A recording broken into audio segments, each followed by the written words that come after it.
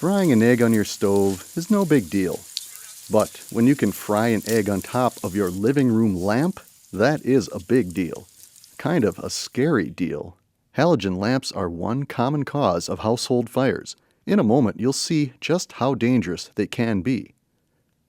The St. Paul Fire Department recently held a Fire Prevention Expo at the University of St. Thomas. Funding for the expo came from the Michael Larson Memorial Fund.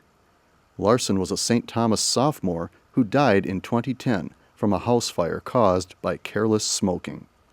Fire Chief Tim Butler wants students to see firsthand some of the dangers they could encounter. We came out today to work with the university students and the administrators here to talk about fire prevention techniques and to show them, graphically show them the results of a fire.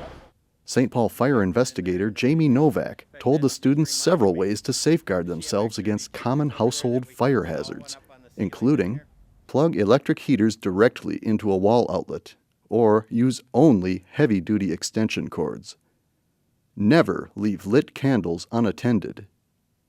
Extinguish cigarettes only in a metal container, never in a potted plant. Potting soil can ignite. And for the main event, Jamie showed how a typical halogen floor lamp can create a deadly inferno with frightening speed. So one of the problems we have with these lights, people go to a hotel, or if you had them in your dorm room, they hang a towel up there to dry it out. Somebody else comes on and turns it on.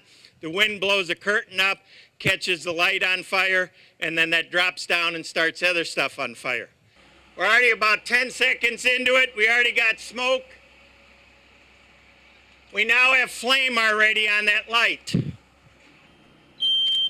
Smoke detector is already going off in the room. We're now about 30 seconds into the fire.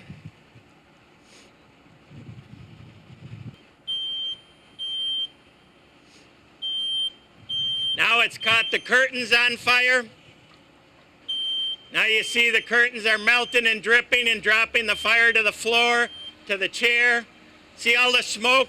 See how the smoke is on the upper layer? That's why we tell you in a fire to crawl low. What's the ceiling temp? 200 degrees at the ceiling, 230 at the ceiling and rising. Now we got the chair on fire. Now we're 1:45 minutes into the fire. Ceiling temp? Just turned 300 degrees at the ceiling. Hot What's as your the oven. floor temp? Floor temp's 101 right now. So see, only 100 at the floor, 300 at the ceiling. Why you crawl low and smoke? Look how that smoke is already down about 3 feet. 500 degrees at the ceiling. 600. Now you're 700. getting this hot gas layer. It's rolling across the ceiling. That's going to start preheating. Look at the arm of the chair. 1,000 degrees at the ceiling. Now we're 1,000 degrees at the ceiling. You will see the rest of the room start to catch on fire. Look at the other curtains. I'm going to get out here so I can pull my other camera out. 1,300 degrees at the ceiling, folks. Now you see how the bed is starting to smoke.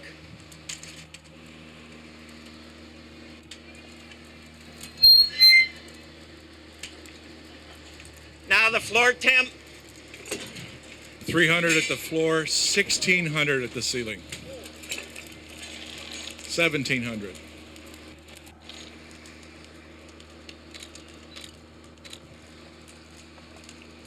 Okay, go ahead, put it out. There you go.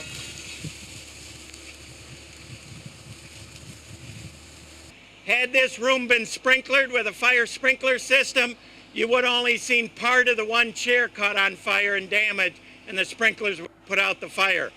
And the person sleeping in bed would have been just fine. Chief Butler summed up the lessons of the day. In less than 3.5 minutes, the temperatures in the room were 1,300 degrees at the floor and the ceiling, and no one could have lived inside of there, including firefighters in their full turnout gear. Check your smoke detectors. It's October's Fire Prevention Month. Always make sure that you have 2 ways out of every room, and look for those egress routes when you come in to a campus party or a campus meeting area. We're hoping that every student will take home at least one idea and incorporate it into their life as a living legacy to Mike Larson.